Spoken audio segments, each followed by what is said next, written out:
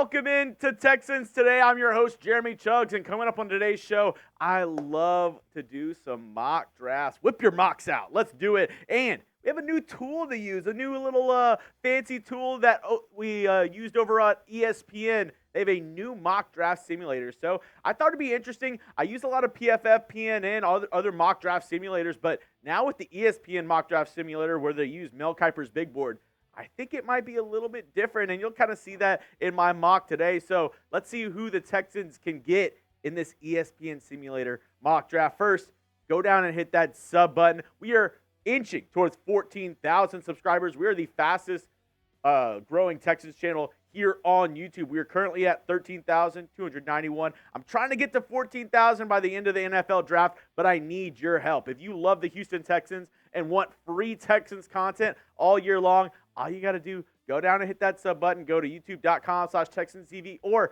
share this video with a friend and tell them, hey, go support a local Houstonian, grew up, born and raised in South Houston, love the Houston Texans. So go down, help me out, help me grow the channel, let me do more Texans content. All you got to do, hit that sub button. Now, let's get into this Texans mock draft using the ESPN simulator. First pick, Jackson Powers Johnson of the Oregon Ducks. Jackson Powers Johnson, they're at pick 42, and it was a little bit too tempting for me not to go ahead and do it. I mean, Jackson Powers Johnson, he's an amazing prospect on the interior for the offensive line. He can play center, he can play guard, 0 sacks allowed last year, 90.6 PFF grade whenever it comes to his run blocking. But I mean, this dude is an absolute beast. As we look at his 2023 PFF stats, I mean, like I said, 9 penalties, 1 hurry last season. An absolute unit was Jackson Powers Johnson. And whenever I look at this Texans offensive line, I could see him being slated in multiple spots. I could see him playing center. I could see him playing left guard. I mean, I could see him in multiple positions on this Texans offensive line in the interior. And I think that makes the Texans run game scarier. And I think that makes this Texans passing attack even that more lethal because C.J. Stroud will have time to pick apart these defenses. But I know a lot of people are going to be upset that I didn't go corner, that I didn't go linebacker with my first selection. But what say you? Would you be mad if the Texans went O-line with their first pick like I just did? Call me an idiot in the comment section. Let me know what you think about my first pick in this mock draft. Let me know. Would you be mad? Yes or no? Next up, Kamari Lassiter, cornerback from the University of Georgia. Go Bulldogs. Kamari Lassiter fell to me with our second pick. Round 2, pick 59. I really love this pick, especially if he's falling to you. I think he's a really good cornerback prospect. Played in the best defense in college football for 2 seasons. Was part of that national championship team. He could be a great addition opposite of Derek Stingley. We look at his coverage stats from last season, and I mean, he just really, I mean, I know what you're going to say. Oh, he didn't really get a lot of interceptions. Like, there's not a lot to see with Kamari Lassiter, but he didn't get targeted a ton. 39 throws his way is not a ton. People were scared to throw at Kamari Lassiter. A QB rating when targeted of 48.7. And hey, don't take my word for it. Take Dane Brugler, who dropped the beast this past week. This is what he had to say on Kamari Lassiter. A 2-year starter, Lassiter was an outside cornerback, boundary and field, in head coach Kirby Smart's man zone scheme. Despite finishing with 0 interceptions, he still earned all SEC honors in 2023 because of his coverage skills. He surrendered just 38.5% completions and 0 touchdowns, and his last pass interference penalty came in November of 2022. A quicker-than-fast athlete, Lassiter makes up for his lack of top-end speed with smart intentional coverage spacing for twitchy read and drive plays. Although his stat sheet and tape don't scream ball hawk, he plays with the football instincts and the teams covet at the position. The last time he gave up more than 2 catches in a game was in the 2022 college football playoffs against Ohio State. Overall, Lassiter doesn't have elite physical traits at the position where size and speed are at a premium, but his play recognition and competitiveness are both off the charts. Although he is viewed as a nickel only by several teams, he has the starting talent that is best suited for a zone match scheme. And I completely agree with Brugler in that when you look at, the underwear Olympics, the NFL Combine, he's not going to be somebody who you're like, wow, he's incredible, because he doesn't have the 40 speed that's going to knock your socks off. But when you watch the tape, when you watch how he plays, how he played at the University of Georgia, you'll see. You'll be like, this dude can ball. That's why I love the pick of Kamari Lassiter at pick 59. As we continue on my ESPN simulated Texans mock draft, can't believe he failed me. I love this cat, Maason Smith out of LSU. I'll try to go a little bit quicker on Smith because we've talked about him a ton here on the channel. He's been linked to the Texans multiple times. I think he fits what the Texans want to do as a bigger guy who has versatility. D'Amico Ryans said that's the thing that he covets the most in defensive linemen right now is versatility, and that's what Maason Smith has. He can play a little bit of nose tackle. He can play shaded over the guard. He can even kind of swim a little bit outside if you need him to. A big dude, 6'6", 315 pounds, and you're getting somebody who, in his one season at LSU in 2023, that he actually started his entire season, played pretty darn well. 28 tackles, 4.5 tackles for loss, 2.5 sacks, 23 pressures. Now, he didn't play in 2022, got injured in the very first game, but this past year played all 12 games, looked really good for the Tigers. That's why I have him in round 3, pick 86.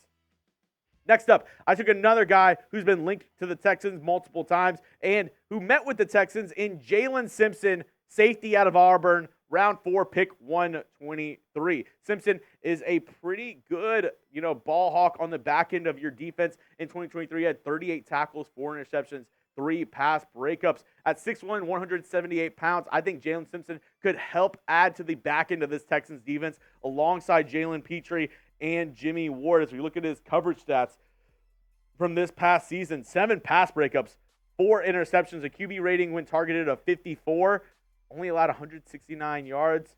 I mean, pretty good numbers from Simpson in the SEC, where there are a ton of really good wide receivers. I think that would be a really good pick, especially in round 4, to get somebody like Simpson who could possibly start for you next season for the Houston Texans. Now, coming up, could the Texans be taking one of C.J. Stroud's buddies in our mock draft? Well, a little spoiler, they are taking one of C.J. Stroud's buddies. I'll tell you who that is in just a moment, but first, go check out our friends over at Fanatics. I promise you, whenever the Texans drop their new jerseys, I will give you all the links. I'll give you all the best deals to go get that new Texans gear. But right now, they have all these hats that I'm flowing on the right side on sale right now. When you go to chatsports.com/Texans hats, that's going to be in the comments and description of today's video. Absolutely love it. Actually, Tex, if you could go back to the white one, because this one was brand new on sale, and I just found it new on sale on the website, and I think this hat is super dope. If you want to check this hat out and more,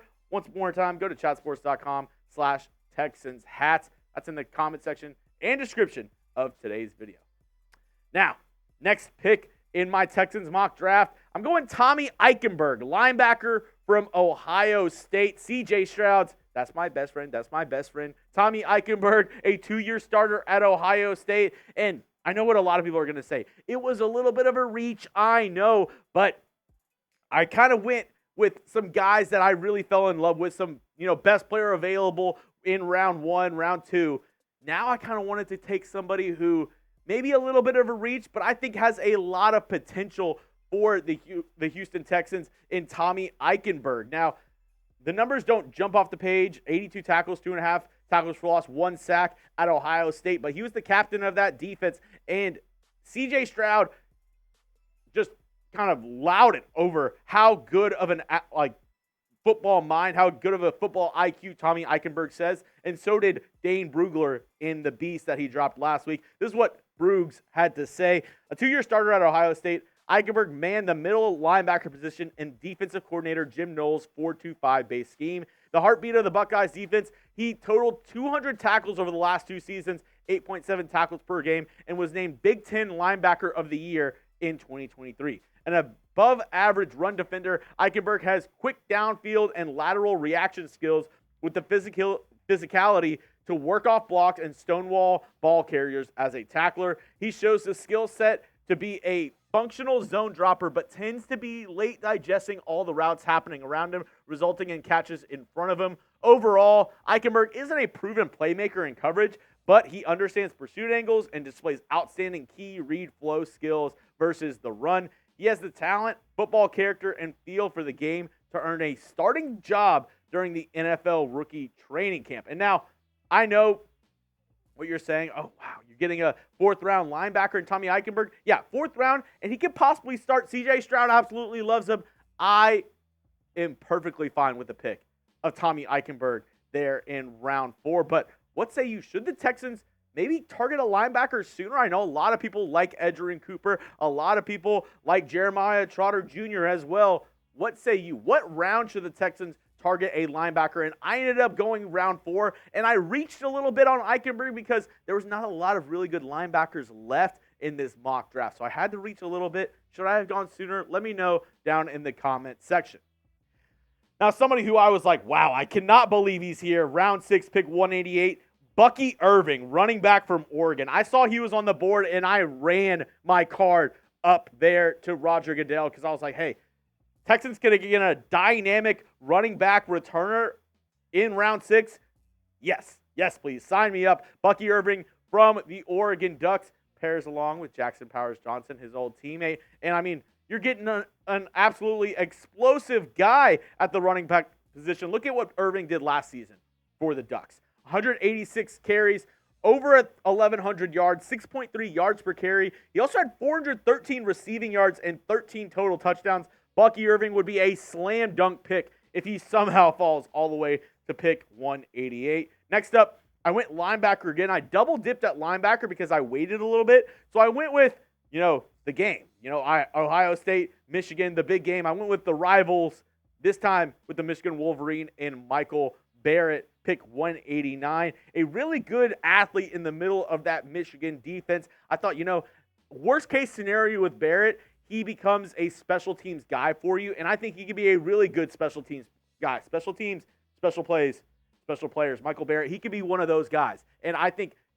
best case scenario, he helps you out in the linebacking room. Round 7, pick 238. I went offensive line. Again, I went Julian Pearl, offensive tackle from Illinois. Now, a lot of people have him sliding into guard as well, but I really like what I see out of Julian Pearl as a late round draft prospect. A guy who, a lot of these guys in round 7, they don't even make the squad. But I think Pearl has some skills. He has the size. We saw what he could do at Illinois. And, I know the numbers aren't amazing on Pearl, but if you're getting a guy at pick 238 who has somewhat potential, even if it's just potential to be a swing tackle, like I think Pearl could be in the NFL, I don't ever, see Pearl being a bona fide starter in the league, but I think he could fit into that role of maybe a swing tackle, maybe the 6th guy off the bench per se. But round 7, you're reaching on these guys. And then another guy I got in round 7, this one I was a little bit surprised at as well, was Jordan Jefferson, defensive tackle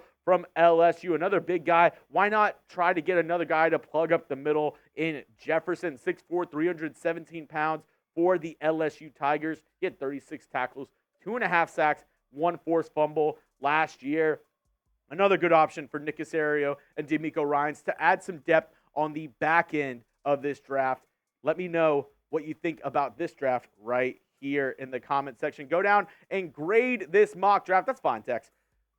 We got Jackson Powers Johnson, Kamari Lassiter, Maason Smith, Jaylin Simpson, and Tommy Eichenberg. And then we went ahead with the late round picks. Bucky Irving, Michael Barrett, Julian Pearl, and Jordan Jefferson. Let me know, A, B, C, D, or F, how would you grade this Texans mock draft? Be honest with me. Let me know. I can take the criticism. If you hate it, let me know why, and let me know what you would have done. And I can encourage all y'all, go check out the ESPN Draft Simulator. It's a little bit different than the other ones. You can find different guys landing in different spots. It's interesting to see what they have over there. That's all I got for you today. As always, make sure you hit that subscribe button. Go to youtube.com/TexansTV. We're trying to get to 14,000 subscribers, and I need your help. More subscribers equals more Texans videos I can do for all of you. So go down, hit that sub button. It's 100% free. If you don't like it in a week, unsubscribe. But I promise you, you'll find that this is the best Texans channel on YouTube.